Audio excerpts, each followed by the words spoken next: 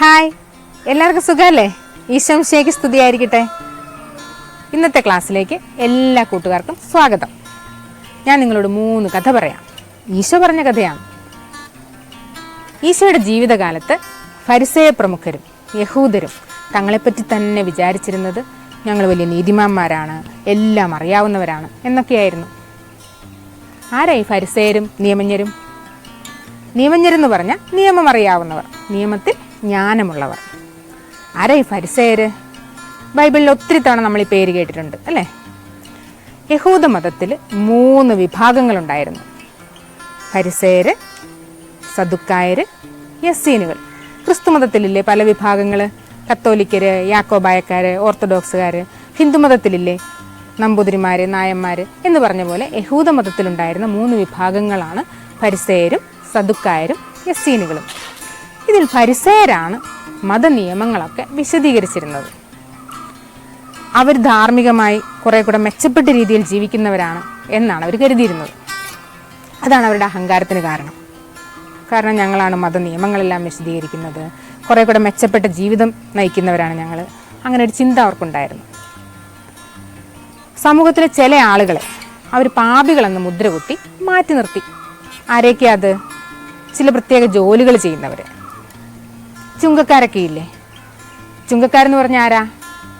ചുങ്കം പിരിക്കുന്നവർ, അതായത് നികുതി പിരിക്കുന്ന ആളുകൾ. ചുങ്കക്കാരിൽ ചില ആളുകൾ മറ്റുള്ളവരിൽ നിന്ന് അമിതമായിട്ട് നികുതി പിരിച്ചിരുന്നു. അതുകൊണ്ട് എല്ലാ ചുങ്കക്കാരും പാപികളാണെന്ന് ഫരിസേയർ പഠിപ്പിച്ചു. ചില അസുഖങ്ങളുള്ളവർ, ഉദാഹരണത്തിന് കുഷ്ഠരോഗം. നമ്മളിപ്പോൾ അധികം കുഷ്ഠരോഗികളെയൊന്നും കാണുന്നില്ല. പണ്ട് ഒത്തിരി കുഷ്ഠരോഗികളുണ്ടായിരുന്നു. കുഷ്ഠരോഗം ഒരു മഹാവ്യാധിയായിരുന്നു അന്നത്തെ. ഇന്നിപ്പോൾ നമ്മൾ കൊറോണയെ പറയുന്നില്ലേ മഹാവ്യാധിയാണെന്ന്. നമുക്ക് എല്ലാവർക്കും പേടിയാണ് കൊറോണ വരുന്ന കാര്യം അല്ലേ? അതുപോലെയായിരുന്നു അന്ന് കുഷ്ഠരോഗം. അപ്പോൾ ഇത്രയും വലിയ കുഷ്ഠരോഗം ഒരാൾക്ക് പിടിക്കണമെങ്കിൽ അയാൾ എന്തെങ്കിലും പാപം ചെയ്തവരായിരിക്കും എന്നാണ് അന്നത്തെ വിശ്വാസം. അതുകൊണ്ട് കുഷ്ഠരോഗികൾ മഹാപാപികളാണെന്ന് പറഞ്ഞ് ഫരിസേയർ സമൂഹത്തിൽ നിന്ന് മാറ്റി നിർത്തി. ജന്മനാ ചില വൈകല്യങ്ങളുമായിട്ട് ജനിക്കുന്ന ആളുകൾ, അന്ധന്മാര്, ബധിരര്, മൂകര്, ഇങ്ങനെയുള്ള ആളുകളൊക്കെ അവരുടെ മാതാപിതാക്കളുടെ പാപം കൊണ്ടാണ് ഇങ്ങനെ ജനിച്ചതെന്ന് ഫരിസേയർ പഠിപ്പിച്ചു. അന്യപുരുഷന്മാരുമായിട്ട് പാപം ചെയ്യുന്ന സ്ത്രീകൾ വലിയ കുറ്റക്കാരായി കണക്കാക്കപ്പെട്ടു. പക്ഷെ അതേ പാപം തന്നെ സ്ത്രീകളോടൊത്ത് ചെയ്യുന്ന പുരുഷന്മാർ നീതിമാന്മാരായി നടന്നു. ഈശോ എന്താ ചെയ്തത്? ഈ പാപികളെന്ന് വിളിക്കപ്പെട്ടിരുന്ന എല്ലാ മനുഷ്യരോടും ഈശോ കൂട്ടുകൂടി. അവരുടെ വീടുകളിൽ പോയി അവരുടെ കൂടെ ഭക്ഷണത്തിനിരുന്നു, അവരോട് സംസാരിച്ചു. ഇതൊന്നും ഫരിസേയർക്കും നിയമജ്ഞർക്കും ഒട്ടും ഇഷ്ടപ്പെട്ടില്ല. അവർ ഈശോ എപ്പോഴും കുറ്റപ്പെടുത്തി. ഫരിസേയരുടെയും നിയമജ്ഞരുടെയും ഈ തെറ്റായ ചിന്തയെ തിരുത്താൻ വേണ്ടി ഈശോ പറഞ്ഞ 3 കഥകളാണ് നമ്മൾ ഇന്നത്തെ ക്ലാസ്സിൽ പഠിക്കാൻ പോകുന്നത്. അതിൽ ആദ്യത്തെ കഥ നമുക്കൊരു വീഡിയോ ആയിട്ട് കണ്ടാലോ?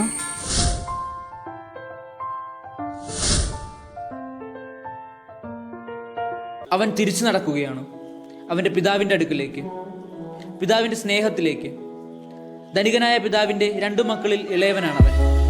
ഇഷ്ടം പോലെ ജീവിക്കാൻ വേണ്ടി തൻ്റെ വീതവും വാങ്ങി നാട് വിട്ടവൻ. കിട്ടിയ പണം മുഴുവൻ കൂട്ടുകാരോട് കൂടി ദൂർത്തടിച്ച് നഷ്ടപ്പെടുത്തിയവൻ. ഒടുവിൽ വിശന്നു പൊരിഞ്ഞ് യഹൂദർക്ക് ഏറ്റവും നികൃഷ്ടമായ പന്നിക്കൂട്ടിൽ വരെ പണിയെടുക്കേണ്ടി വന്നവൻ. പന്നികൾക്ക് കൊടുക്കുന്ന തവിടെങ്കിലും കിട്ടിയിരുന്നെങ്കിൽ എന്നവൻ ആശിച്ചു. പക്ഷേ അതുപോലും അവന് ലഭിച്ചില്ല. താൻ നഷ്ടപ്പെടുത്തി കളഞ്ഞ ആ സൗഭാഗ്യങ്ങളെല്ലാം ഒന്നൊന്നായി അവൻ ഓർത്തു. ഓർമ്മകൾ അവനെ പശ്ചാത്താപത്തിലേക്ക് നയിച്ചു. വീണ്ടും പിതാവിൻ്റെ പക്കലേക്ക് തിരിച്ചു പോകുവാൻ കൊതിച്ച് അവൻ തീരുമാനമെടുത്തു. ഞാൻ എഴുന്നേറ്റ് എൻ്റെ പിതാവിൻ്റെ അടുക്കിലേക്ക് പോകും. എന്നിട്ട് പറയും, പിതാവേ, സ്വർഗത്തിനെതിരായും നിന്റെ മുമ്പിലും ഞാൻ പാപം ചെയ്തു. നിന്റെ പുത്രൻ എന്ന് വിളിക്കപ്പെടാൻ ഞാൻ ഇനി യോഗ്യനല്ല. നിന്റെ ദാസരിൽ ഒരുവനായി എന്നെ സ്വീകരിക്കണമേ.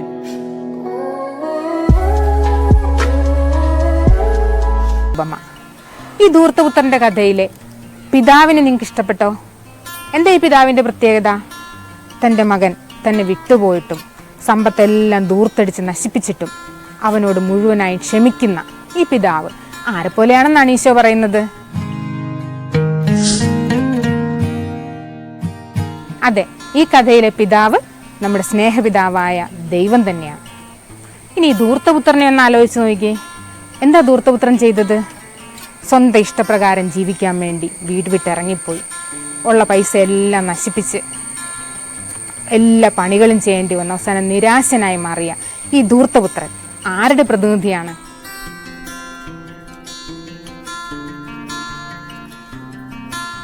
ഈ ധൂർത്തപുത്രൻ പാപികളായ നമ്മൾ ഓരോരുത്തരുമാണ്. എന്താണ് ധൂർത്തപുത്രൻ ഒടുവിൽ തീരുമാനിച്ചത്?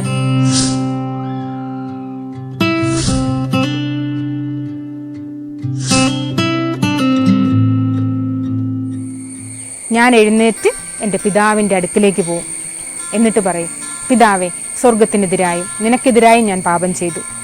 നിന്റെ പുത്രനെന്ന് വിളിക്കപ്പെടാൻ ഞാൻ ഇനി യോഗ്യനല്ല. അങ്ങയുടെ ദാസരിലൊരുവനായി എന്നെ സ്വീകരിക്കണമേ. ഇതാ ധൂർത്തപുത്രൻ തീരുമാനിച്ചത്. എന്താണ് ഈ കഥയിലൂടെ ഈശോ നൽകുന്ന സന്ദേശം?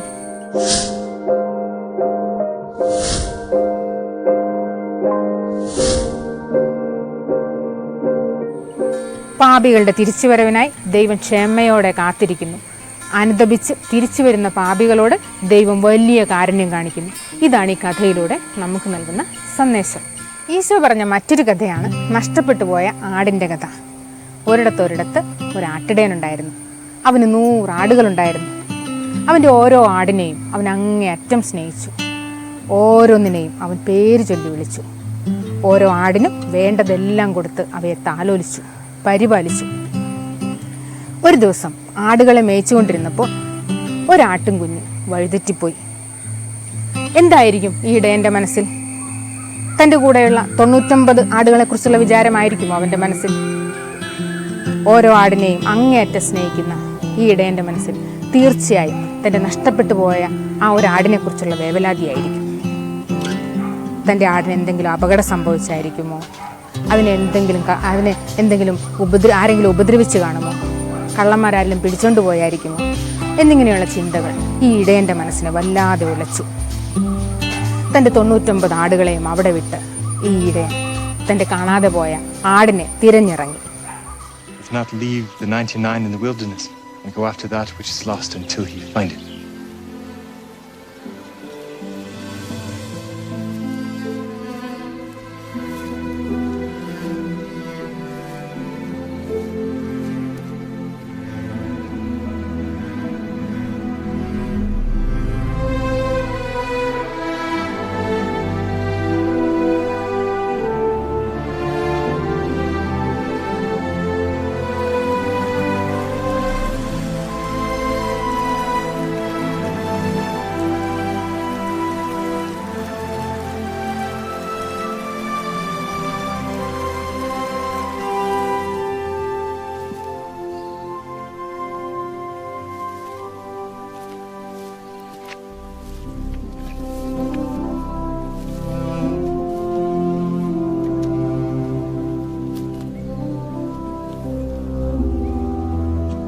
When he hath found it. ഒടുവിൽ ഈ ആടിനെ കണ്ടുകിട്ടുമ്പോൾ ഈ ഇടയൻ്റെ മനസ്സിലുണ്ടാകുന്ന സന്തോഷം എന്തായിരിക്കും?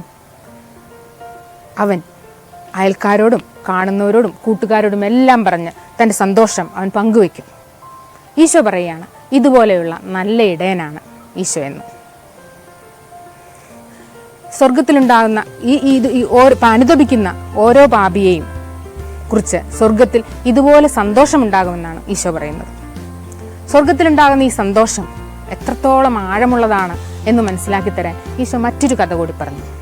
അതാണ് കാണാതായ നാണയത്തിൻ്റെ ഉപമ. ഒരു സ്ത്രീക്ക് തൻ്റെ സമ്പാദ്യമായി ഉണ്ടായിരുന്ന 10 നാണയങ്ങൾ അവളത് പൊന്നുപോലെ സൂക്ഷിച്ചു വെച്ചു. അവളുടെ സമ്പാദ്യം അവൾക്ക് തീർച്ചയായും വിലപ്പെട്ടതാണ്. അതിലൊരു നാണയം കാണാതെ പോയാൽ അത് പോട്ടെ എന്ന് വെക്കാൻ അവൾക്ക് പറ്റുമോ? അവളതിനെ കണ്ടുകിട്ടുവോളം തപ്പി നടക്കും. നിങ്ങളൊന്ന് ആലോചിച്ച് നോക്കി, നിങ്ങളുടെ അമ്മയുടെ താലിമാല, അത് അമ്മയ്ക്ക് എത്രത്തോളം വിലപ്പെട്ടതാണ്. ഇത് നഷ്ടപ്പെട്ടു പോയാൽ അത് പോട്ടെ എന്ന് അമ്മ വെക്കുമോ? ഒരിക്കലുമില്ല. അമ്മ അത് കണ്ടുകിട്ടുവോളം തപ്പി നടക്കും. അയൽക്കാരോടും എല്ലാവരോടും പറയും. ഒടുവിൽ അത് കണ്ടുകിട്ടുമ്പോൾ എത്ര സന്തോഷമായിരിക്കും. ഇതുപോലെയാണ് അനുതപിക്കുന്ന ഓരോ പാപിയുടെയും മേൽ പാപിയെയും കുറിച്ച് സ്വർഗത്തിലുണ്ടാകുന്ന സന്തോഷമെന്നാണ് ഈശോ പറയുന്നത്. ഈ മാല അമ്മയുടെ കഴുത്തിൽ കിടക്കുമ്പോൾ ആ ഒരു സന്തോഷം, അതിൻ്റെ ആഴം നമുക്ക് മനസ്സിലാകുന്നില്ല. പക്ഷെ അത് കാണാതെ പോയിട്ട് തിരിച്ചു കിട്ടുമ്പോഴാണ് വലിയ സന്തോഷം അനുഭവപ്പെടുക. ഇരുട്ടുള്ളപ്പോൾ നമ്മൾ പ്രകാശമുള്ളപ്പോൾ നമ്മൾ പ്രകാശത്തെക്കുറിച്ച് ചിന്തിക്കാറുണ്ടോ? പക്ഷെ ഈ കറണ്ട് പോയിട്ട് തിരിച്ച് വന്നു കഴിയുമ്പോൾ നമുക്ക് എത്ര സന്തോഷമാണ്. ഇതുപോലെയാണ് അനുതാപം ആവശ്യമില്ലാത്ത 99 നീതിമാന്മാരെയും കുറിച്ച് എന്നതിനേക്കാൾ അനുതപിക്കുന്ന ഒരു പാപിയെക്കുറിച്ച് സ്വർഗം കൂടുതൽ സന്തോഷിക്കുന്നു എന്ന് ഈശോ പറഞ്ഞത്.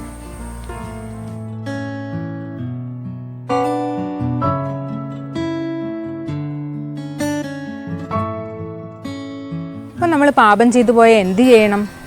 അനുതപിച്ച് എത്രയും വേഗം കുമ്പസാരിച്ച് തിരിച്ചു വരണം. ഇനി നമുക്കൊരു വർക്ക്ഷീറ്റ് ഉണ്ട്. ആ വർക്ക്ഷീറ്റിലുള്ള ഇതാണ്. നമ്മളിപ്പോൾ 3 കഥകൾ ഈശോയെക്കുറിച്ച് പഠിച്ചു. ധൂർത്തപുത്രൻ്റെ ഉപമ, കാണാതെ പോയ നഷ്ടപ്പെട്ടു പോയ ആടിൻ്റെ കഥ, കാണാതായ നാണയത്തിൻ്റെ കഥ. ഈ 3 കഥയിലൂടെയും ഈശോയുടെ എന്തൊക്കെ സ്വഭാവ സവിശേഷതകളാണ് നിങ്ങൾ മനസ്സിലാക്കിയത്?